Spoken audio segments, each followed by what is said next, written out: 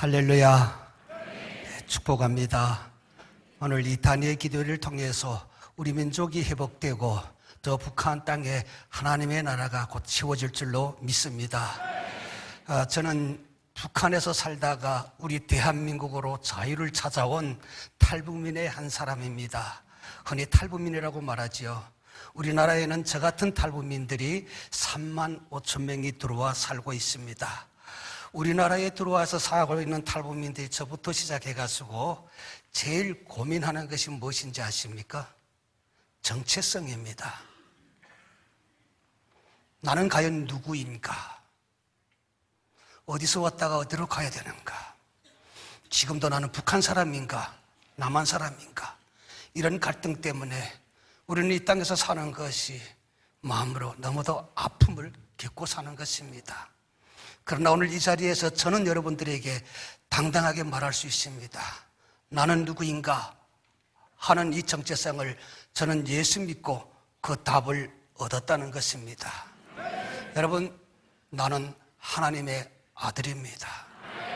우리는 다 하나님의 자녀입니다. 이 정체성 때문에 제가 이 대한민국에 와서 모든 갈등을 회복할 수 있었습니다. 저는 탈북자이다 보니까 우리 대한민국에서 살면서 나는 왜 북한에서 태어났을까? 그리고 나는 왜 북한에서 태어나서 그런 고생을 할 수밖에 없었나?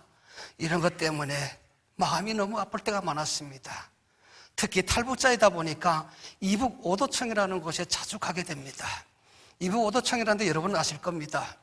옛날에 6.25 전쟁 이전 이후에 우리나라로 찾아온 실향민들이 모이는 곳이지요.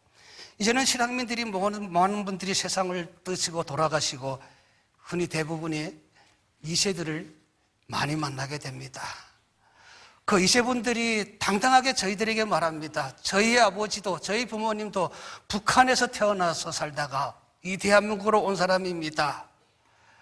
우리 아버지, 우리 어머니 이야기를 들어보니까 공산체제가 얼마나 나빴는지 이야기를 듣고 알았습니다. 그러면서 그들이 조금 북한을 이해하는 것처럼 이야기를 합니다. 그러나 저는 그들의 그 이야기를 들으면서 그들이 얼마나 좋은 대한민국에서 태어난가, 얼마나 좋은 대한민국에서 태어나서 이 자유를 누리면서 살고 있는가, 이것을 잊지 않았으면 좋겠다 하는 생각을 해봅니다.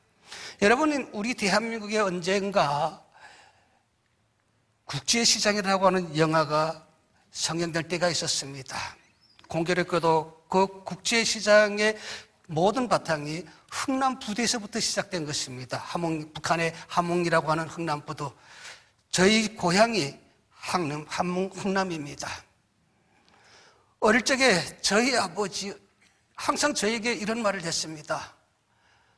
6.25 전쟁 때 반동들이 저 흥남항에 미군 배가 들어왔는데 반동들이 다 그 배를 타고 남조선으로 도망갔다. 그러면서 그 반동들이라고, 남조선에 도망간 사람들을 반동이라고 우리 아버지가 저주하던 이야기가 생각납니다. 그런데 우리 아버지가 그 반동이라고 했던 그 사람들, 이 대한민국에 와서 다 잘됐습니다. 나는 그들을 보면서 이런 생각을 했습니다. 아버지는 왜 그때 반동이라고 말하지 말고 그때 그 배를 타고 왜 이 한국으로 오지 못했나?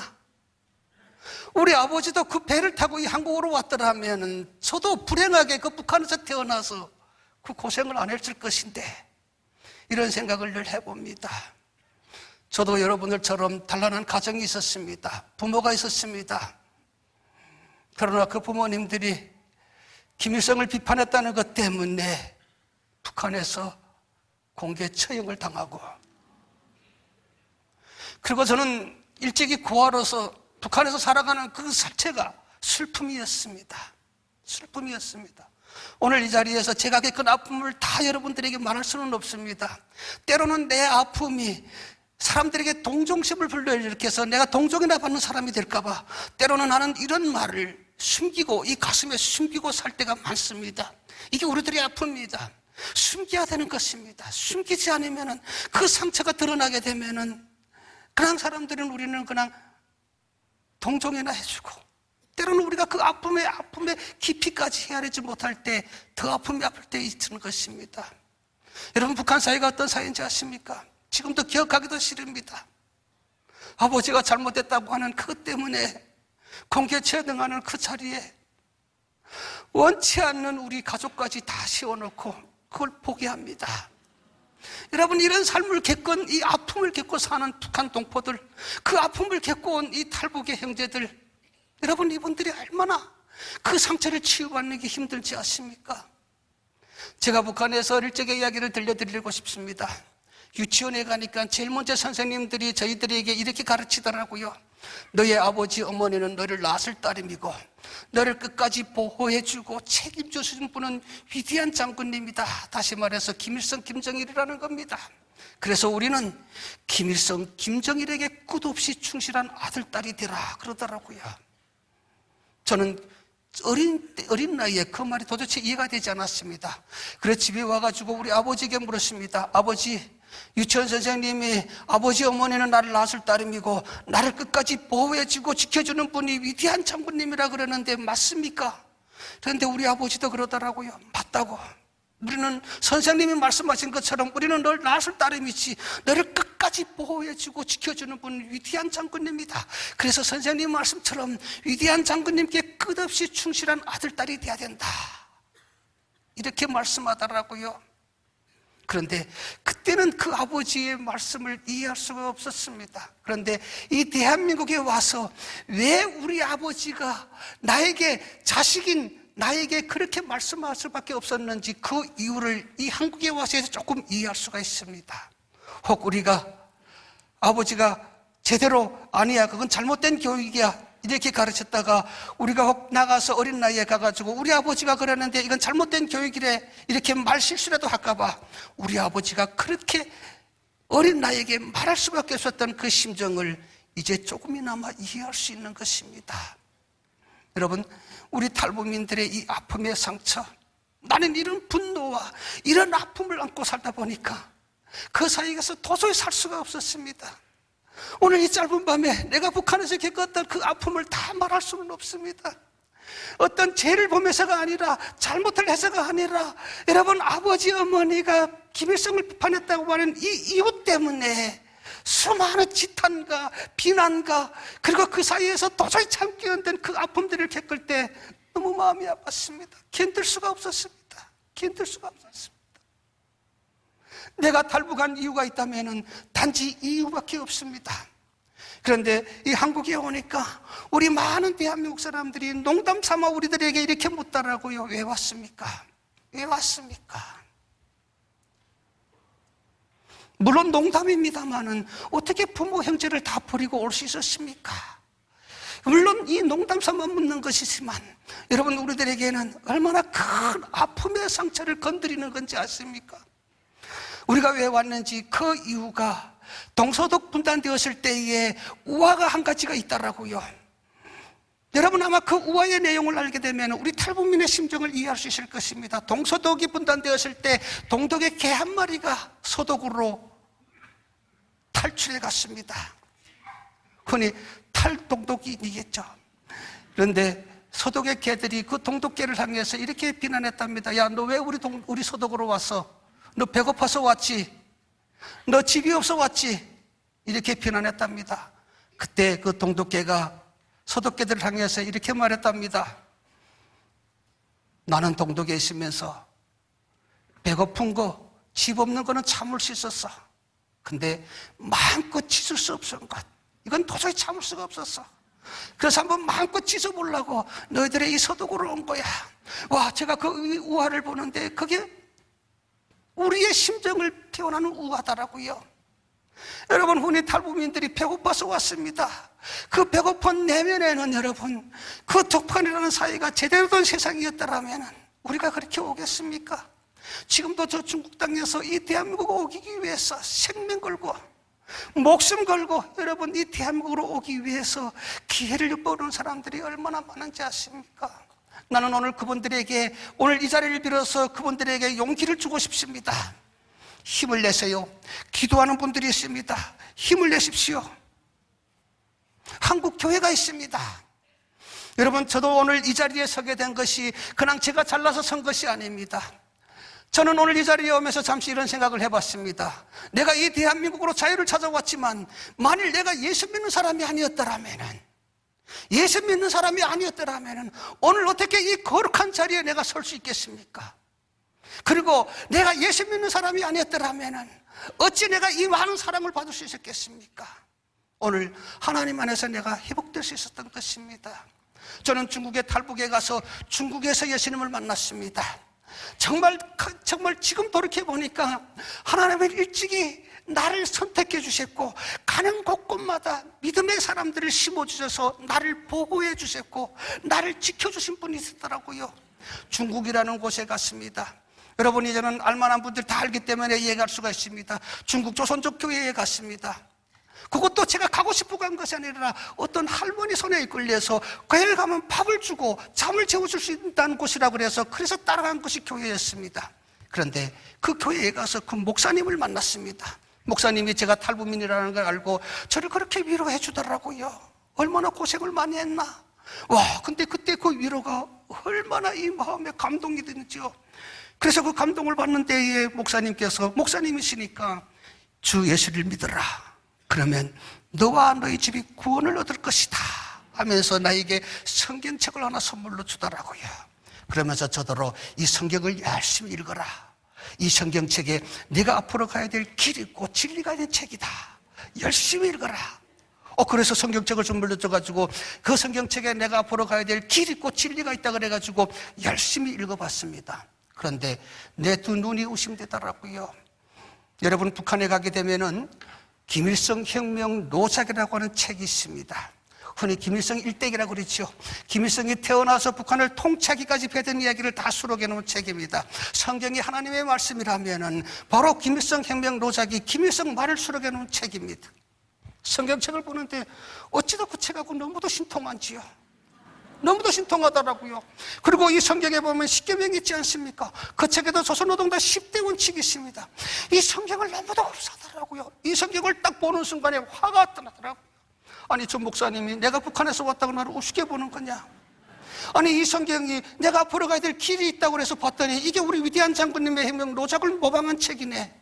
이런 책을 나도록 공부하라 그러나. 그리고 이 성경책을 두고 그 목사님의 방에 가서 내동댕이 치면서 목사님과 싸웠습니다. 목사님, 어쩌면 이럴 수 있습니까? 나를 사랑한다 그랬는데 나도록 이런 김일성 노작을 모방한 책에 이런 책을 나도록 다시 공부하라 그럽니까? 김일성이 싫어서, 북한 체제가 싫어서 내가 이렇게 도망쳐 나왔는데 또다시 이 북한 체제와 같은, 또 김일성 노작과 같은 이런 성경을 공부해야 되는 겁니까? 그러면서 목사님하고 싸우고 시작했습니다. 여러분, 주변에 우리 탈북민들이 이런 갈등을 겪는 분들이 꽤 많을 것입니다. 이게 내가 처음에 중국에 가가지고 겪은 갈등입니다. 하나님이 어디 있어? 하나님은 절대로 없어. 이건 다 거짓말이야. 이건 우리 김일성 체제, 우리가 북한에 했던 노동당 체제를 그대로 모방한 거야. 십계명도 우리 노동당 10대 원칙에서 따낸 거야. 나는 이렇게 생각할 수밖에 없었습니다. 그러다 보니까 목사님하고 계속적으로 싸웠습니다.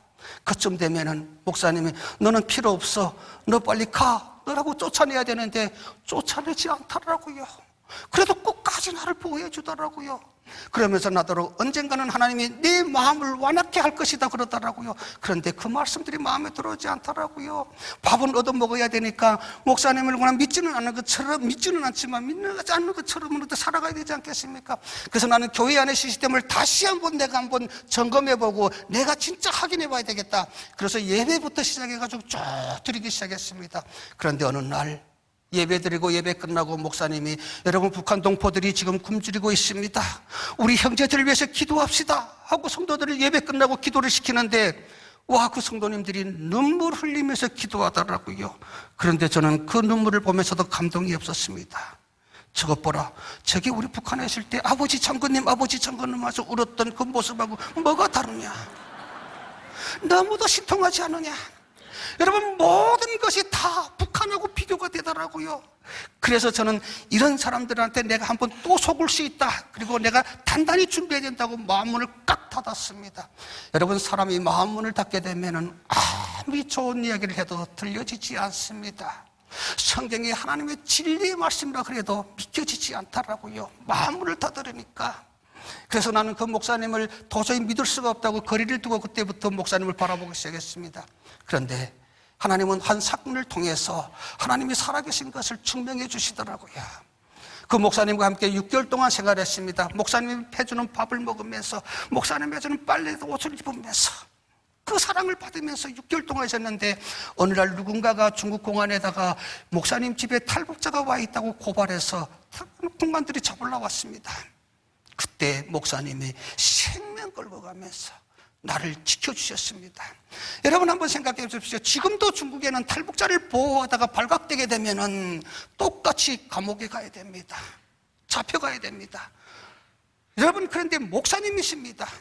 교회의 목사님이십니다. 그것도 중국에는 내노라는 교회를 다니는 목사님이십니다. 저 한 사람 때문에 교회와 목사님이 영향이 끼치면은 그게 얼마나 큰 여러분 사회적인 파장을 일으키겠습니까? 그럼에도 불구하고 나 같은 한 탈북자를 지키기 위해서 목사님이 생명을 걸고 나를 지켜주더라고요. 그 위험한 순간에도 그 목사님의 지혜로 나는 살아날 수 있었습니다. 아니, 하나님의 은혜였지요.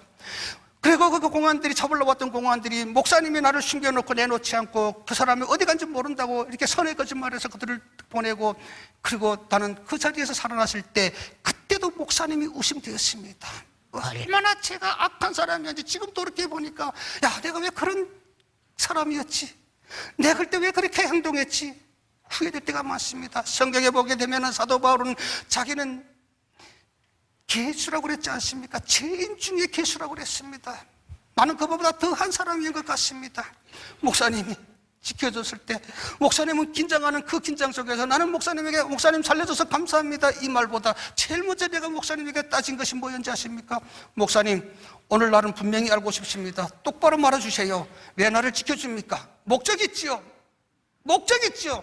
그 목적은 나는 알고 싶습니다. 내가 이 교회에 와보니까 젊은 사람들이 없는데 나같이 젊은 사람을 붙들어 두고 일시켜먹게 하면 아닙니까?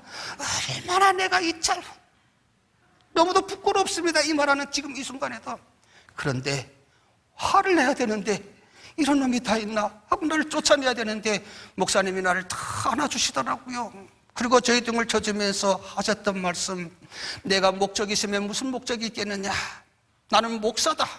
성경에 보게 되면은 하나님이 한 생명이 천하보다 귀하다 그랬다. 나는 목사로서 이 말씀에 충실했을 뿐이다. 이 말을 하는데 여러분, 그 말에 온몸에 선율이, 정말 선명의 선율이 막 일어나더라고요. 그때 내가 풀썩 주저앉았습니다. 이게 바로 신앙 때문이었구나.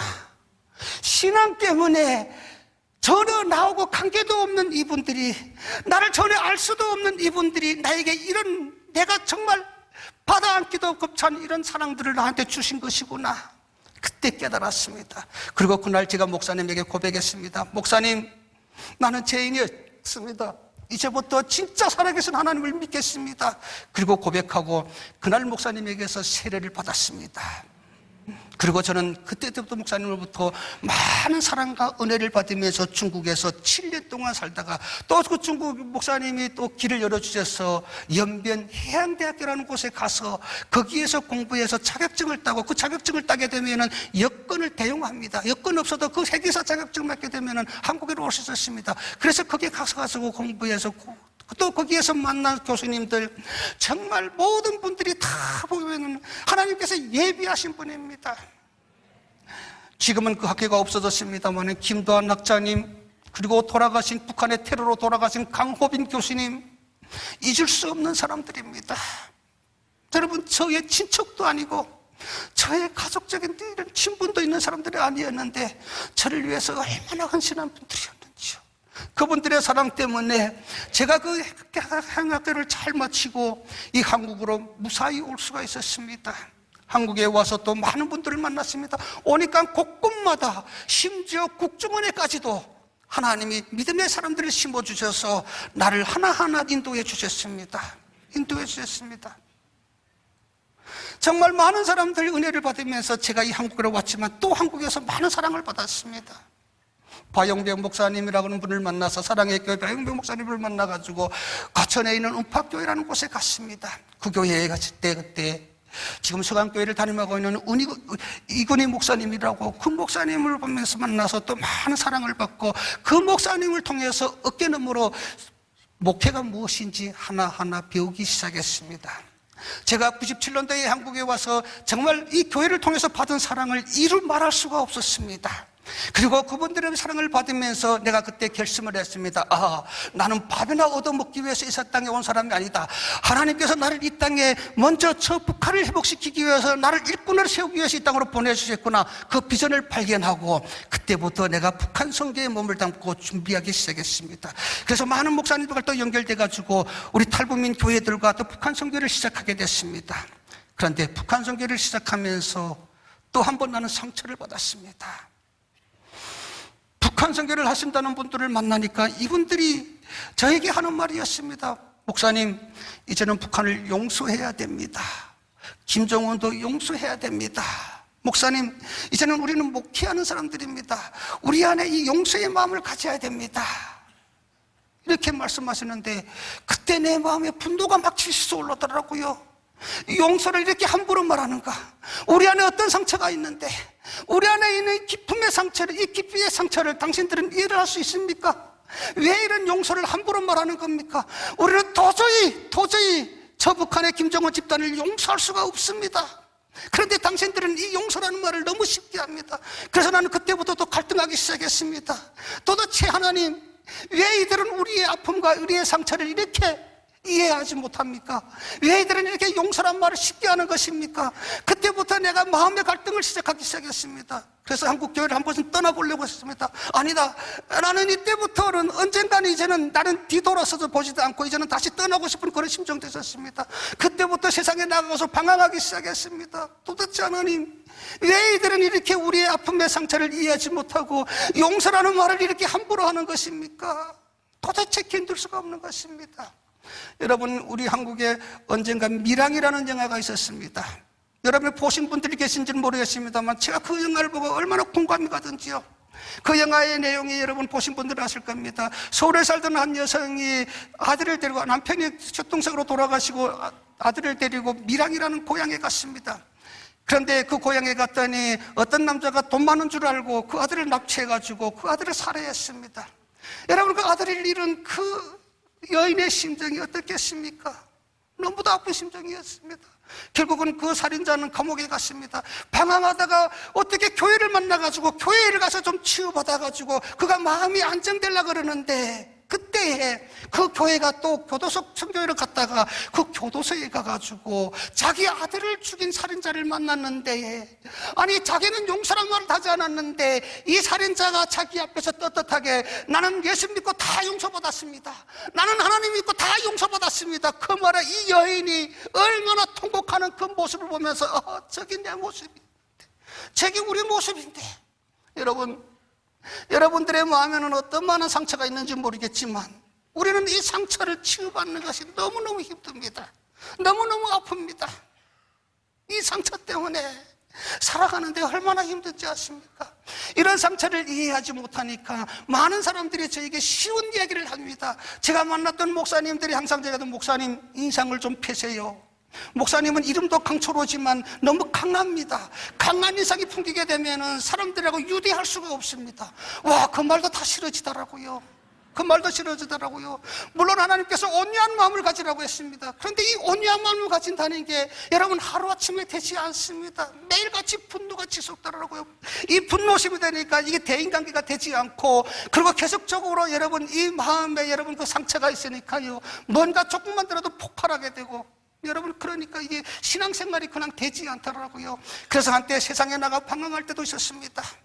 그때 많은 분들이 저를 위해서 기도해주고, 하나님은 살아계시는 분이십니다, 당신이 예수 믿고 하나님의 자녀였다고 고백했지 않습니까? 그런데 그런 아픔 하나 견디지 못해가지고 이렇게 방황해서 되겠습니까? 많은 분들이 저를 위해서 기도해주는 그 위로에 다시 한번 하나님으로 돌아왔습니다. 돌아와서 성경을 쫙 보는데 어느 날 요셉에 대한 이야기를 제가 깊이 묵상하면서 보게 되었습니다. 여러분, 요셉이 어떤 사람입니까? 형제들로부터 버림받았고, 그리고 그가 애굽에 팔려가서 여러분 그 애굽 땅에서 좀 살만했는데 그 포티바리 아내에 또 유명을 씌워가지고 감옥에 갔습니다. 와, 제가 그 연일 보면서 우리가 정말 미쳐서 돌아가겠는데 그 분노심으로 어떻게 이렇게 살아갈 수 있었을까?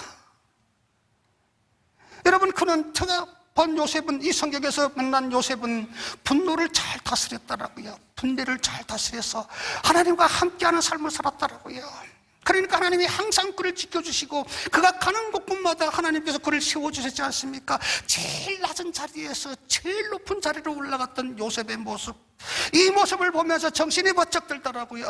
맞아, 내가 하나님 안에서 이런 모습으로 살아야 되겠구나, 이런 모습으로 살아야 되겠구나. 그러나 쉽게는 되지 않지만 조금 웃으려고 얼굴도 한 번씩 거울 앞에 서서 웃는 연습도 해봤습니다. 이게 웃는다는 게 쉽지 않더라고요. 여러분, 이 상처가 치유되지 않기 때문에는 사람이 웃는 것이 아닙니다. 남이 웃는 것도 보게 되면 그것도 여러분 중고스럽게 보입니다. 여러분, 이런 마음을 가지고 제가 산다는 게 너무 힘들었습니다. 저는 이 요셉을 보면서 너무 제가 감동을 받았습니다. 이 요셉의 말씀에서 깊이 제가 깨달은 바가 있습니다. 요셉이 형제들을 만났을 때에 여러분, 그가 한 말이 있습니다. 당신들이 나를 팔아먹은 것이 아닙니다. 하나님이 우리 가족을 살리기 위해서 당신들보다 먼저 저 애굽으로 보내주셨습니다. 와, 어떻게 이런 말을 할 수 있었는가? 여러분, 바로 이것은 인격에서 나오는 말씀이라고 저는 보고 싶습니다.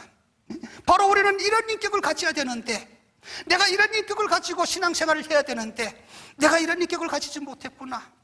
그때부터 계속적으로 제가 하나님 안에서 하나님부터 씨름하기 시작했습니다.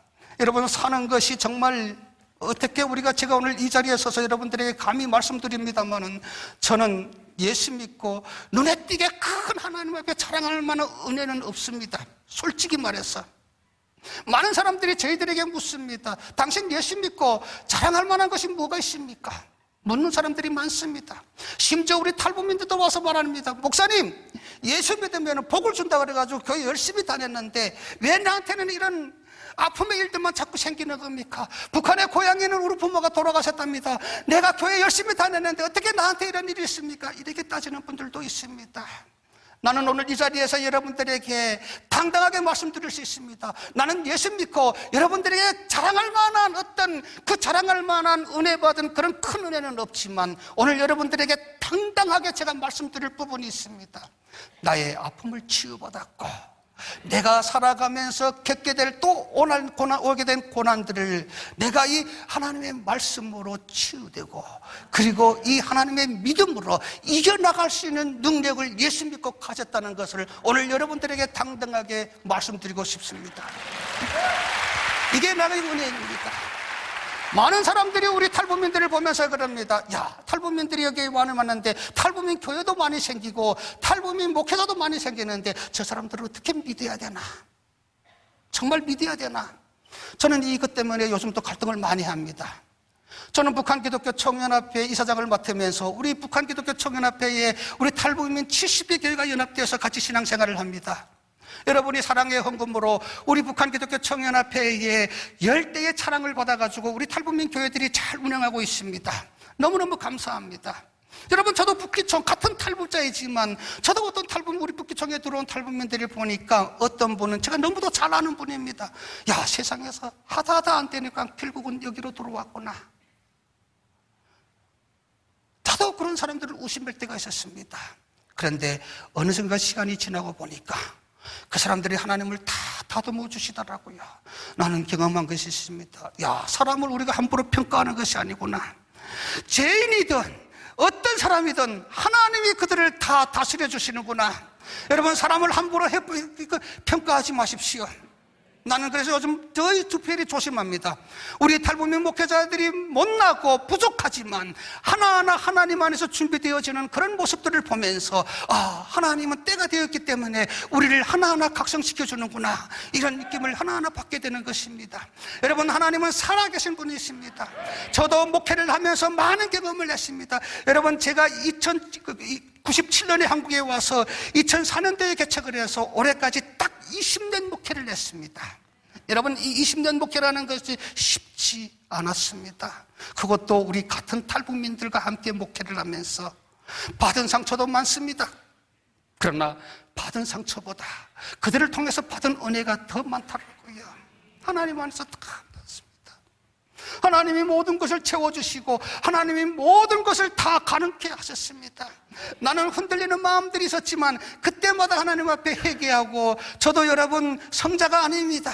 저는 목회자이지만 때도 나에게도 부끄러운 잘못들이 너무도 많습니다. 말 못하는 아픔과 말 못한 내 죄가들이 너무도 많습니다.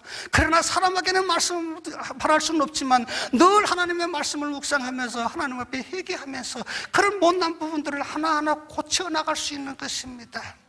나는 이런 사람 되기 위해서 오늘도 하나님 앞에 기도합니다. 목회를 하면서 받은 상처보다 하나님으로부터 받은 그 은혜는 더 많습니다. 오늘 우리 북한에서 탈북해서 이 땅에 온 사람들, 여러분 보시기에는 그분들이 부족하고 그분들이 좀 여러분들의 기대에 못 미친다고 할지라도 그분들을 위해서 꾸준히 기도해 주십시오. 그들이 한 사람이 하나님의 소중한 일꾼으로 준비될 수가 있는 것입니다. 요즘 제가 우리 탈북민들과 함께 북한 탈북민 선교를 많이 합니다. 물론 한국교회, 한국 선교단체들도 탈북민 선교를 많이 합니다. 그러나 우리 당사자들이 그들의 아픔을 누구보다 잘 아는 사람들이지 않습니까? 그래서 우리는 누구보다도 그들의 아픔을 이해하며 가기 위해서 우리가 그 선교에 직접 나섭니다. 여러분, 제가 좀 일찍이 여러분들에게 말씀드릴 수 없는 부분들이 있었습니다만은, 저는 20년 목회를 하고 하나님이 건강을 허락해 주시지 않으시더라고요. 이것 때문에 또 하나님 앞에 너무 많이 따졌습니다. 하나님, 제가 지금 어떻게 왔는데 왜 하나님 제 건강 하나 지켜주지 못합니까? 그런데 어느 날 사도 바울도 육체의 가시를 평생 안고 살았지 않습니까? 그걸 보면서 위안을 받고, 하나님, 제가 너무 잘못됐습니다 고백하고 올해 제가 우리 교인들에게 선포를 했습니다. 올해로 목회를 내려놓겠습니다. 그리고 우리 교회에서 훈련받는 전도사님에게 담임 목회를 담임자로 세우고, 저는 이제부터 선교에 앞장서서 우리 탈북민들과 직접 부딪히면서 선교를 하겠습니다. 저는 우리 교회에 올 내년부터는 선교의 목사로 제가 더 열심히 활동하려고 지금 결심하고 있습니다. 여러분, 우리 탈북민 목회자들과 함께 저 중국의 현장도 다녀보고 저 동남아 현장도 다녀보면서 너무 많은 은혜를 받습니다. 제가 우리 탈북민 목회자들과 함께 중국 현장에 갔을 때에 우리 탈북 여성 하는 19살 된 여성이 왔는데 그분의 목소리가 아직도 귀에 쟁쟁합니다. 우리 탈북민들이 운영하는 처소에 가게 되면 탈북민들이 와 있습니다. 그분들을 우리가 하나하나 키워가면서 우리 탈북민 교회에 또 도전을 주면서, 우리가 직접 도전을 주면서 그 선교에 우리가 함께 뛰어들기 위해서 우리가 그 비전을 주고 있는 것입니다. 언젠가 우리 탈북 목회자들과 함께 그 선교 현장에 갔는데 19살 난 탈북 여성이 와가지고 우리에게 이렇게 말하더라고요. 목사님, 얼마나 좋겠습니까? 우리는 꿈에도 가고 싶은 곳인데 당신들은 일찍이 가서 거기에 가서 하나님 만나고 목사가 되었으니 너무 부럽습니다. 그런데 우리는 언제면은 그 북한 땅으로, 대한민국으로 갈 수 있을까요? 그러면서 자기 신체를 한탄하다고요. 그분이 했던 간증입니다. 그분이 17살에 중국으로 팔려왔더라고요. 여러분, 지금 탈북 여성들이 중국으로 팔려간다는 게 중국 사람들이 칼 들고 총 들고 북한으로 들어가서 그들을 납치해가는 게 아닙니다. 워낙 사람 못 살 세상이 되다 보니까 북한의 곳곳에 중국하고 내통하는 부록고들이 생겨났습니다. 그 여성의 말입니다. 자기 동네에 사람들을 중국으로 팔아먹는 부록고가 있었다는 겁니다. 어느 날 그 부록고가 자기 집에 와서 자기 아버지 어머니를 앉혀놓고 유혹하더랍니다. 야, 너네 집에 딸 서 있는데 저 딸 갖다 뭐 하는 거냐? 너네 다 앉아 굶어 죽을 거야.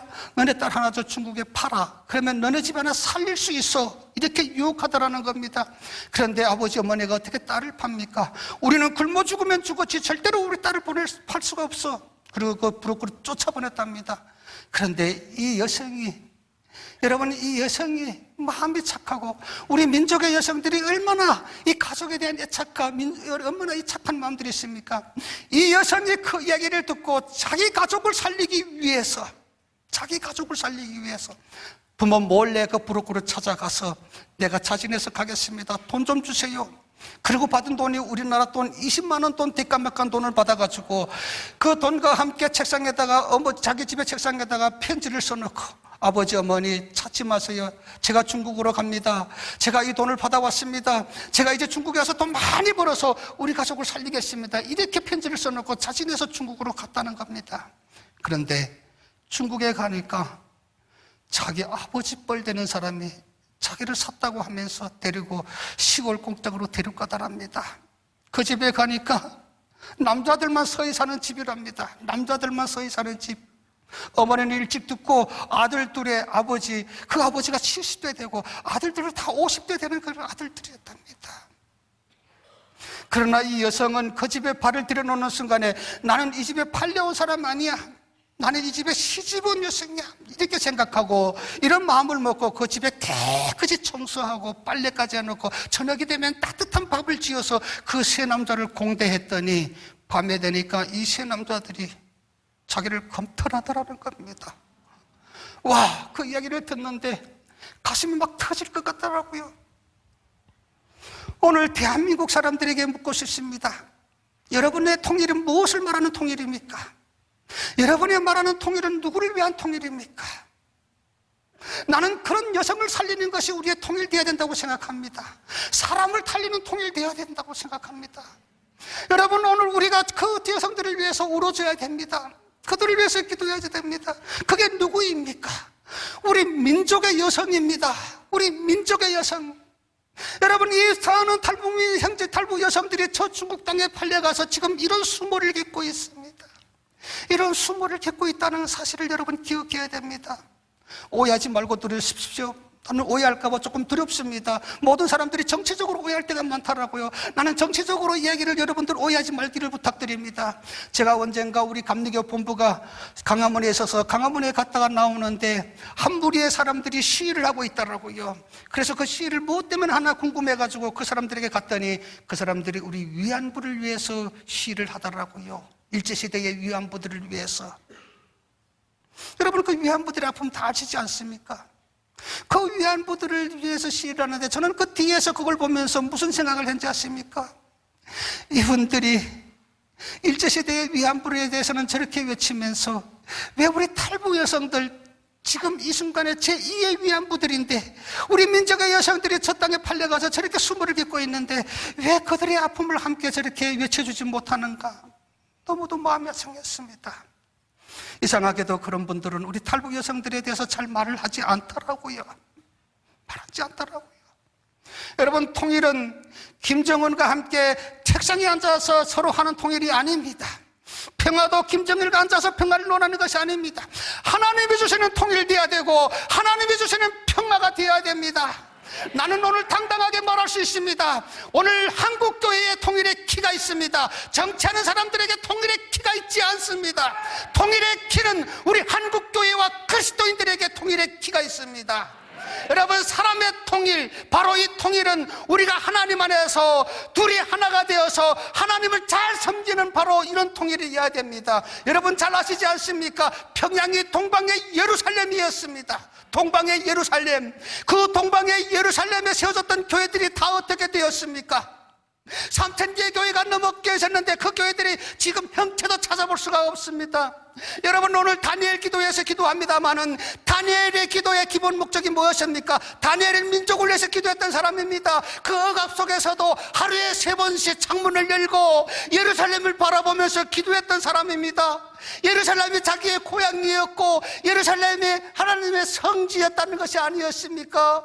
나는 이 다니엘 기도회에서 다니엘이 왜 그렇게 기도했을까? 바로 무너진 그 예루살렘의 성이 회복될 때에 자기 민족의 회복이라는 사실을 알았기 때문에 나는 이런 기도가 있었다고 생각합니다. 오늘 한국교회 우리가 회복되기 위해서는 저 북한의 동방의 예루살렘이 회복되어야 됩니다. 그 예루살렘의 회복을 위해서 우리가 외쳐야 됩니다. 그래야 하나님 안에서 우리가 이 민족이 살아갈 수가 있는 것입니다. 얼마나 복잡한 시대에 살고 있습니까?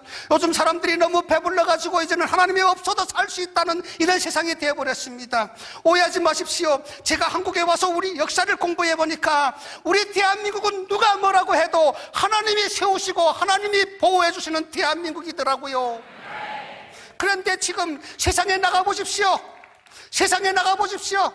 많은 사람들이 하나님이 없어도 살 수 있다고 지금 우리는 이렇게 교만해서 살고 있습니다. 여러분, 저는 처음에 한국에 와서 애국가를 부르는데 와, 왜 이렇게 감동이 됩니까? 하나님이 보호하사 대한민국 만세. 여러분, 지금 우리 대한민국의 이 애국가를 부르면서 감동하는 사람들이 몇 명이나 있을까요? 자, 우리 대한민국의 국가에 왜 하나님이 보호하사 이 문구를 넣었을까요? 나는 믿음의 선진들이 우리가 이 행복한 이 순간에도 하나님이 우리나라를 지켜주고 세워졌다는 걸 잊지 않게 하기 위해서 우리들에게 이 비전을 줬다고 생각합니다. 여러분, 바로 이 비전을 갖고 나가야 됩니다. 다시 우리 민족이 회복돼야 됩니다. 사람들이 새마을운동을 잘해서 우리가 배불리 먹게 되었다고 말합니다. 그래서 새마을운동을 공부해봤더니 새마을의 정신도 기독교 정신이었습니다. 새마을운동 때에 새벽종을 울리면 사람들이 새벽종 소리와 함께 깨어서 일터를 달려갔다고 기록되어 있더라고요. 여러분에게 묻고 싶습니다. 우리가 새마을운동 때에 새벽종을 어디에서 울렸습니까? 동사무소에서 울렸습니까? 정부 청사에서 울렸습니까? 아닙니다. 교회에서 울렸습니다. 교회에서 새벽종을 울렸습니다. 지금은 우리 조국교회 거의 많은 교회들이 종탑이 없어졌습니다만은 그때는 교회마다 다 종탑이 있었습니다. 새벽에 그 새마을운동 때 그 새벽에 교회마다 종소리를 울리게 되면은 믿음의 사람들이 먼저 그 새벽에 깨어서 일터로 달려간 것이 아니라 교회로 달려왔더라고요. 교회로 달려와서 이 나라 이 민족을 위해서 기도하고 그리고 그들이 나가서 열심히 일해서 오늘 이 대한민국이 세워진 것입니다. 아닙니까? 저는 이렇게 인정하고 싶습니다.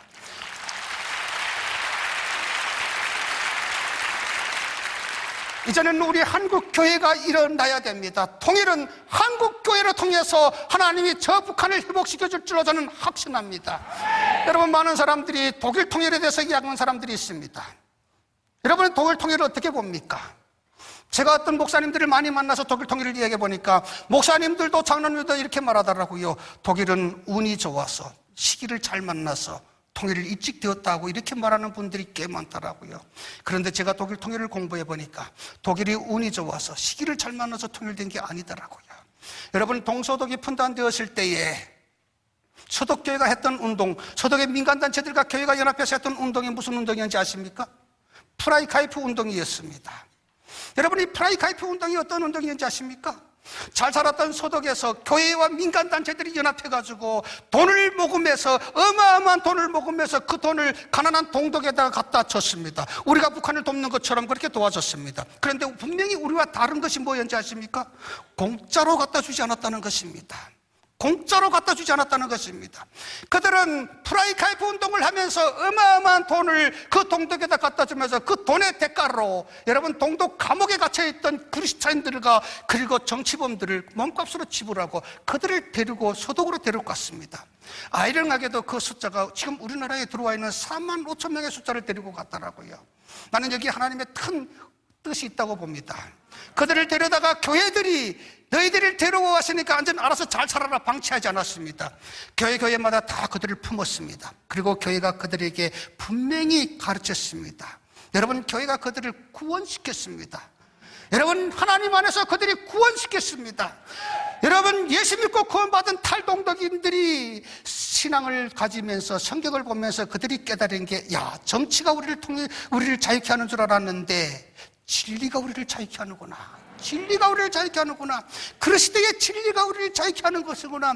이 비밀을 성경에서 알고 그들이 다양한 비밀을 통해 가지고 자기 부모 형제들에게, 고향에 있는 부모 형제들에게 진리가, 그리스도의 진리가 우리를 자유케 한다는 그 복음의 진리를 그들에게 가르쳐 주기 시작했습니다. 모르겠습니다. 저는 이렇게 이해하고 싶습니다. 이런 루터들을 통해서 복음이 그들을 흘러들어가서 타협 돌독이들을 통해서 많은 동독 사람들이 이 자유에 대한 열망이 막 끌어번질 수 있었다고 저는 말하고 싶습니다. 나는 그렇게 믿고 싶습니다. 이때에 하나님이 역사하셨습니다. 어떤 역사하셨습니까? 여러분, 동독의 정치 지도자들이 서방 언론으로부터 자기들이 동독 사람들의 자유를 억압한다고 비판받으니까, 공격받으니까 쇼를 하기 위해서 서방 언론을 불러들여가지고 여러분, 그 TV에서 그 지도자가 나와가지고 이제부터 우리도 여행의 자유를 허용할 것입니다, 이 말을 잘못했는데 그 말을 들은 동독 사람들이 자유다 하고 일어났던 것입니다. 이게 역사적인 사실입니다. 자, 그때 동독 사람들이 자유다고 일어났을 때에 맨손으로 일어났습니까? 아닙니다. 한 손에는 목갱이, 한 손에는 망치를 들고 그들이 자유다고 몰려간 것이 베를린 장벽이었습니다. 가서 그들이 손으로 베를린 장벽에 무너뜨린 게 바로 동서독의 통일이었습니다. 여러분, 이 통일이 사람이 한 통일로 보고 싶습니까? 나는 성령이 한 통일이라고, 하나님이 하신 통일이라고 저는 자신 있게 말하고 싶습니다. 왜 우리나라는 이런 통일을 만들어 못 갑니까? 우리는 왜 이런 멋진 통일을 만들어갈 수가 없는 것입니까? 여러분, 부족하지만 이 땅에 온 3만 5천 명의 탈북자들, 이분들을 하나님 안에서 잘 세워가게 되면은 이들을 통해서 저 북한에 복음이 전해지고, 그리고 저 북한 사람들이 동독 사람들과 같은 그 자유에 대한 열망이 끌어번질 수 있습니다. 나는 오늘 이 자리에서 여러분들에게 자신 있게 말할 수 있습니다. 나는 예수 믿고 인격이 변한 사람입니다. 예수 믿기 전에는 나의 인격에 절대로 누가 교육으로 변화시킬 수 없었을 것입니다. 그런데 예수 믿고 나는 인격이 변했습니다. 하나님 안에서 여러분, 나를 발견할 수 있었고 나의 인격이 오늘 이렇게 변할 듯이 있었던 것입니다. 저는 때로는 두렵습니다. 우리 탈북민들을 교육하는 현장에 가보게 되면은 우리나라의 TV에 나오는 강사들이 많이 있더라고요. 훌륭한 강사들이 얼마나 많습니까? 물론 그분들이 나름대로 교육을 잘 가르치려고 합니다만은 어떨 때는 가보면 떨릴 때가 많습니다. 그분들이 우리 탈북민들을 앉혀놓고 하는 교육이 바로 이런 교육입니다. 여러분, 자본주의 나라에 왔습니다. 정신 바짝 차리고 사십시오. 그리고 누가 뭐라고 해도 돈 잘 보십시오. 돈 많이 벌면은 이 나라에서 성공한 겁니다. 돈 벌기 위해서는 수단과 방법을 가리지 마십시오. 여러분, 어떻게 듣습니까? 처음에는 그 말을 들었을 때는 그럴듯하게 들렸습니다. 수단과 방법을 가리지 말고 돈을 많이 벌라. 사람들에게 도전 주는 말 같습니다. 그런데 여러분, 한번 그 깊이를 한번 생각해 보십시오. 수단과 방법이 도덕과 윤리가 아닙니까? 나는 오늘 무너진 이 도덕과 윤리를 하나님의 말씀을 통해서 탈북자들부터 바로 세워줘야 된다고 생각합니다. 그래서 교회가 필요하고, 그래서 성령이 필요하고, 그래서 우리의 믿음의 사람들이, 탈북민들에 대한 기도가 필요한 것입니다. 부족합니다. 그러나 저 같은 한 사람이 오늘 여기까지 오기까지 많은 사람들의 눈물의 기도가 있었기 때문입니다. 지금도 돌이켜보니까 저하고 아무 인연도 없는 사람들이었어요. 아무 인연도 없는 사람들. 그분들이 나를 하나하나 기도하는 것입니다. 저는 지금 목동에서 목회를 20년 동안 했습니다. 저희 목회를 뒤돌아보니까 목동지구촌교회 조범기 목사님, 그런 훌륭한 분이 없었더라면 정말 제 오늘날 여기까지 서기까지 참 힘들었을 것입니다. 너무 힘들었을 것입니다. 지쳐서 힘들고 정말 아픔의 상처가 있을 때, 여러분, 제가 오늘 이 자리에 나와서 간증을 합니다만 아직도 저희 가정에 문제가 있고 내가 여러분들 앞에 내놓지 못할 그런 문제들이 저한테도 아직도 많습니다. 그때마다 끝까지 저를 믿어주고 저를 위로해주고 저를 세워줬던 바로 그 목사님. 나는 감리교 목사인데 어떻게 장로교 목사님인데 나를 그렇게 사랑하시는지, 여러분, 그 마음을 보면서 이 마음이 하나하나 다 치유되게 되는 것입니다. 믿어주는 마음, 그리고 기도해주는 마음, 여러분, 그런 마음 때문에 여기까지 올 수 있는 것입니다. 또 북한 선교를 위해서 정말 앞장서서 일했던 많은 분들, 여러분, 손인신 목사님이라고 베델교회 저 LA에 있는 그 목사님은 평생 북한 탈북민들 위해서 헌신하다가 돌아가신 분입니다. 와, 그런 훌륭한 분들을 보면서 저는 항상 마음에 이런 생각을 해봅니다. 하나님, 저분들을 조금만 닮게 하여 주시옵소서. 조금만 닮아서 하나님, 정말 하나님 안에서 늘마다 하나님을 바라보며 가게 하여 주시옵소서. 이런 기도를 합니다. 여러분, 말씀을 마치면서 여러분들과 함께 오늘 본문 말씀을 보려고 합니다. 많은 사람들이 의아해하더라고요. 목사님, 예레미야나 그리고 다니엘이나 그리고 이 훌륭한 이 성경에 기록된 훌륭한 기도자들을, 그들을 위해서 설교를 해야 되는데 왜 하필이면 이 말씀입니까? 하는 분들이 있습니다. 오늘 본문 말씀에 나오는 이름 없는 한 여인이 있습니다. 이름도 없습니다. 엘리사의 제자의 아내였습니다. 그런데 남편이 돌아가고 빚을 준 사람이, 남편이 빚을 졌는데 빚을 준 사람이 오늘 찾아와서 너희 남편이 빚을 졌으니까 그 빚값으로 두 아들을 데려가겠다고 합니다. 여러분, 이 여인에게는 절망이었을 것입니다. 나는 이런 절망의 끝이 무엇인지 알고 있습니다. 그러니까 이 말씀이 더 깊이 와닿습니다. 여러분, 저는 이 말씀을 보면서 이런 생각을 해봤습니다. 아, 이 여인이 어떻게 엘리사를 찾아갈 수 있었지? 우리 같았으면 빚을 준 사람에게 찾아가서 한 번만 용서해 주세요, 한 번만 봐주세요, 이래도 해야 되는데, 그는 그 빚을 준 사람을 찾아간 것이 아니라 오늘 엘리사를 찾아가서 엘리사를 통해서 큰 축복을 받았습니다. 여러분, 바로 이 축복이 하나님의 은혜고 그의 가정이 회복이었습니다.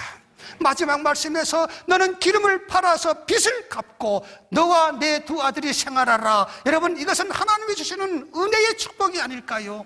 바로 오늘도 하나님이 우리에게 이런 은혜를 주신다는 사실을 잊지 마시기를 바랍니다.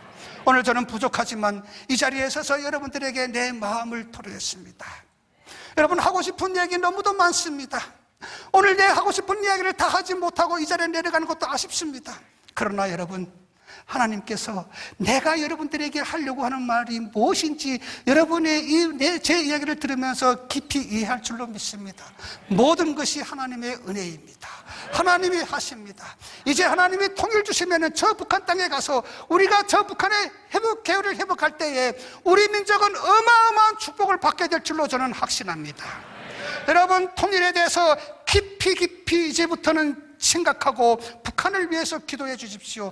많은 분들이 통일이 필요 없다고 합니다. 지금 이대로 살아서 통일되면 많은 비용이 든다고 합니다. 그 비용을 어떻게 우리가 감당할 것인가 하면서 통일을 부정적으로 보는 사람들이 있습니다. 여러분, 걱정하지 마십시오.